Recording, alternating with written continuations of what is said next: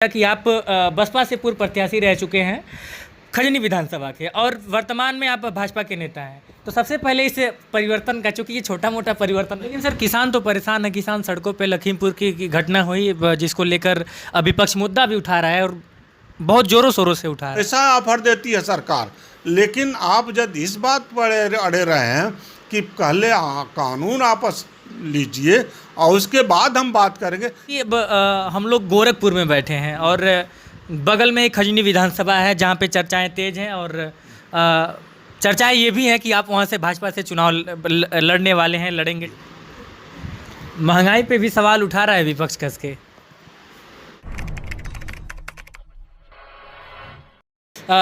नमस्कार, मैं हूं विकास गोस्वामी और आप इनसाइड भारत टीवी देख रहे हैं। इस वक्त मेरे साथ भाजपा के नेता और पूर्व आयकर आयुक्त और खजनी विधानसभा के पूर्व प्रत्याशी, चूँकि उस समय बसपा बहुजन समाजवादी पार्टी से प्रत्याशी थे, फिलहाल में भाजपा के नेता हैं, राम समूद जी हैं। बहुत बहुत स्वागत है सर आपका इनसाइड भारत टीवी। बहुत बहुत धन्यवाद, बहुत बहुत धन्यवाद सर। सबसे पहला सवाल, चूँकि मैंने इंट्रो में ही बोल दिया कि आप बसपा से पूर्व प्रत्याशी रह चुके हैं खजनी विधानसभा के और वर्तमान में आप भाजपा के नेता हैं। तो सबसे पहले इस परिवर्तन का, चूँकि ये छोटा मोटा परिवर्तन नहीं है, बहुत बड़ा परिवर्तन, तो इस परिवर्तन का कारण क्या है?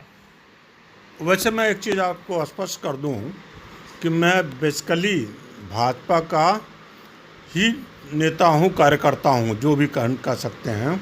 मैं 2008 में वॉलंटरी रिटायरमेंट दिल्ली के कमिश्नर ऑफ इनकम टैक्स के पद से लिया था। तो 2009 का लोकसभा चुनाव लड़ने के लिए लिया था और भाजपा के टिकट पर बांसगांव का लड़ने के लिए लिया था, लेकिन उस समय this reason that reason materialise नहीं हुआ। देयर आफ्टर बसपा ने 2012 में अपने तत्कालीन मंत्री का टिकट काट के और मुझे चुनाव लड़ाया। तो इसलिए आप सिर्फ इतने कह सकते हैं कि मैं बसपा से डी फैक्टो लीडर रहा। मैं न तो ओरिजिनल लीडर था और न आज का लीडर हूँ।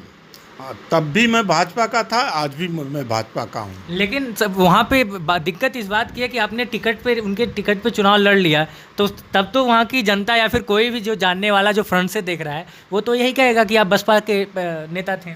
अगेन आई एम टेलिंग कि मैं डी फैक्टो नेता था। और दूसरी चीज़ कि बसपा में तो लोग आते जाते रहते हैं, कहाँ पुराने लोग उसमें बचे हुए हैं। जो भी पुराने थे एक एक करके अपने अपने जाते जा रहे हैं, अपने गंतव्य, अपने जो भी उनके डेस्टिनेशन से जा रहे हैं। हमको भी एक समझ लीजिए, अब जहाँ पहले थे वही पहले बात को चले गए। कितने फ़र्क है और कुछ। चुनाव बहुत नज़दीक है विधानसभा का। जी बहुत नज़दीक है, अब बचा क्या, 4 महीने 6 महीने बचा हुआ। किस तरह से देखते हैं, क्योंकि उत्तर प्रदेश की राजनीति बहुत कुछ कह रही है।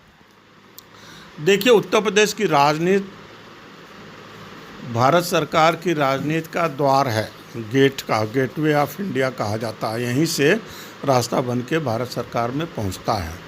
तो इसलिए उत्तर प्रदेश की राजनीति बड़ी महत्वपूर्ण है। और चुनाव तो चुनाव है, सब लोग लड़ते हैं जीतने के लिए, सब लोग कहते हैं सरकार बनाएंगे, लेकिन हम भाजपा के लोग ये सोचते हैं कि फिर सरकार बनाएंगे, अच्छी बहुमत से सरकार बनाएंगे।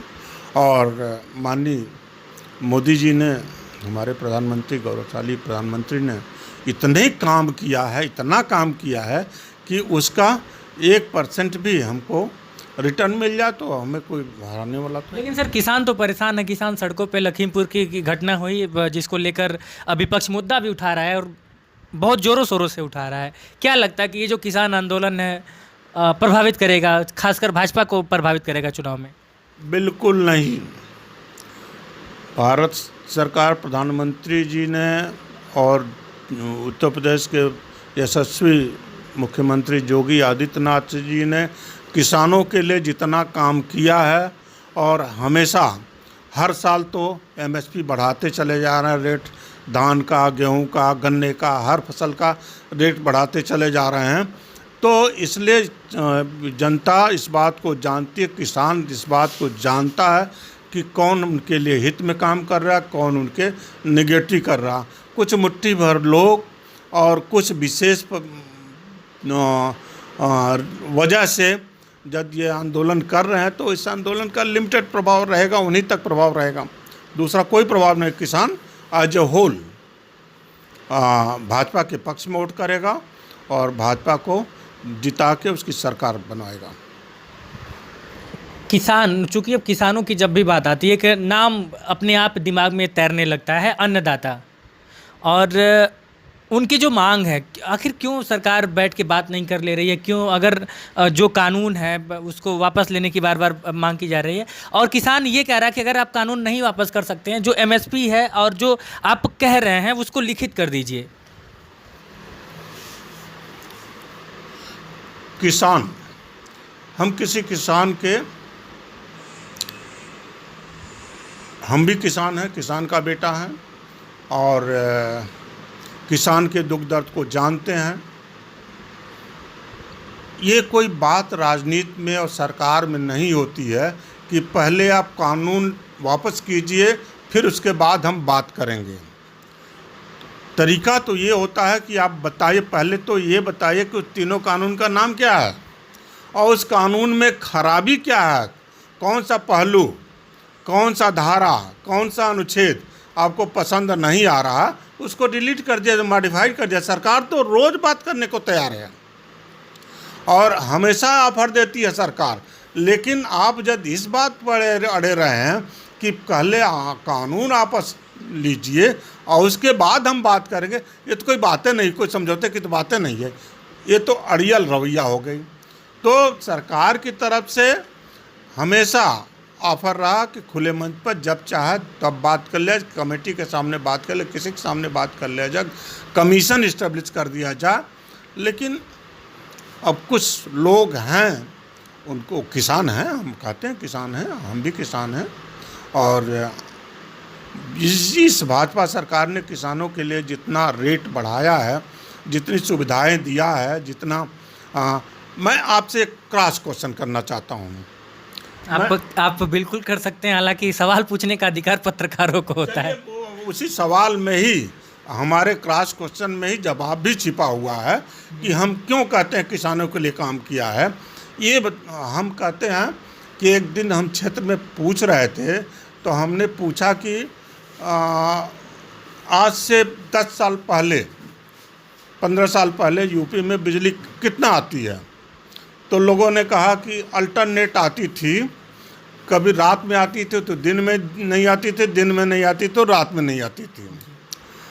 और फिर हमने कहा 5 साल पहले कितनी आती थी, तो 5 साल पहले ये रहा कि रोस्टर होता था, सुबह को आई तो शाम को आई, सुबह आई तो शाम आई। आज मैं ये सवाल करना चाहता हूँ कि बीजेपी की सरकार में क्या 22 घंटे से कम बिजली मिलती है क्या? नहीं, गोरखपुर जिले को तो मिल रहा है, इसमें इसका तो मैं भी मतलब कह सकता हूँ। चलिए, कि गोरखपुर जिले को मिल रहा है। चलिए, गोरखपुर जिले को मिल रहा, मैं खुश हुआ। आप ये पूरे उत्तर प्रदेश में पूछ लीजिए, कोई जिला ऐसा हो। कुछ दिन पहले मैं गया था देवरिया में, और वहाँ पे मैं लगभग 3-4 घंटे रहा, एक जगह पे था, और गर्मी हो रही थी, पंखा नहीं चल रहा था।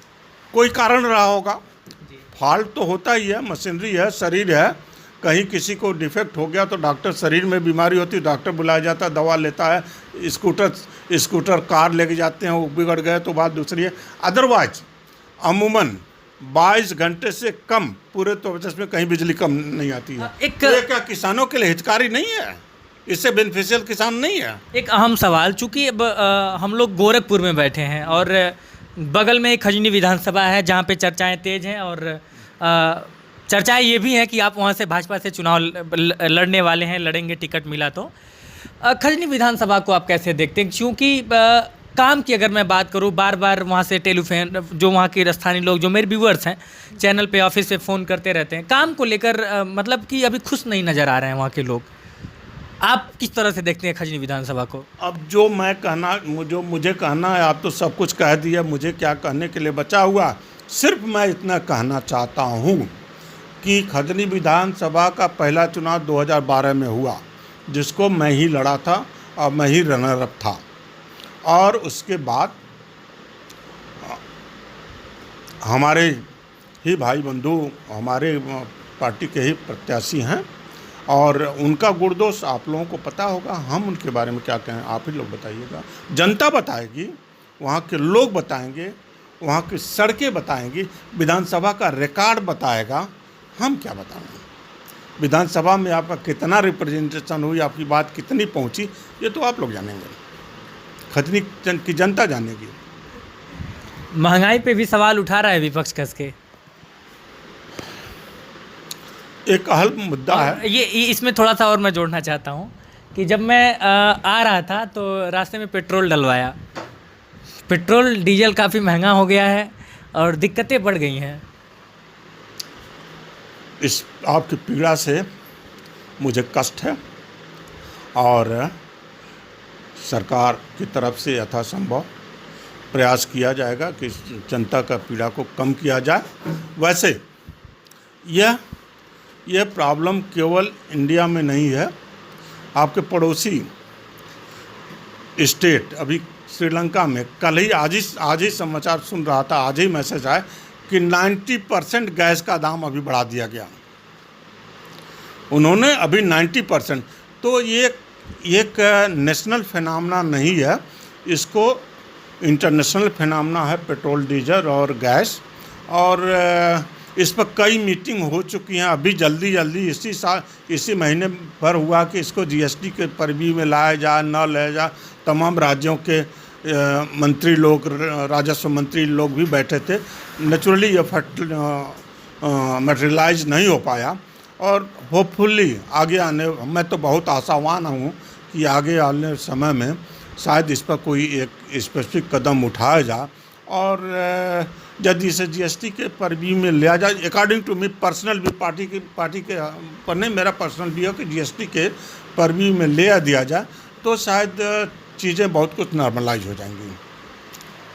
सर एक आखिरी सवाल और बहुत ही अहम सवाल, यदि आप खजनी विधानसभा से टिकट पाते हैं, लड़ते हैं, तो आपका अहम मुद्दा क्या होगा खजनी विधानसभा में? खजनी की जनता को गौरवान्वित कर दूंगा, उनकी आवाज़ को विधानसभा में पहुंचाऊंगा और उनकी हर समस्याओं के समाधान के लिए हमेशा तत्पर रहूंगा। यह मेरे लिए अंतिम चुनाव है। दूसरी चीज़ कि मैं राजनीति पेशे के लिए नहीं, शौक़ के लिए कर रहा हूं और समाज सेवा के लिए कर रहा हूं। इसलिए जो कुछ भी मेरी अचीवमेंट होगा वो जनता के लिए, जनता द्वारा, जनता के लिए किया जाएगा। बहुत बहुत शुक्रिया इनसाइड भारत टीवी से बात करने के लिए। Thank you very much. तो आप थे भाजपा के नेता, पूर्व आयकर आयुक्त, और हालांकि इनकी जो उपलब्धियों की लिस्ट है काफ़ी लंबी है, वो मैं ले नहीं पाऊंगा। मुलाकात होती रहेगी और आपको बताया जाएगा। बाकी कैमरे के उस पार से मेरा सहयोग कर रहे हैं अश्वनी वर्मा, मैं विकास गोस्वामी और आप इनसाइड भारत टीवी देख रहे हैं। धन्यवाद।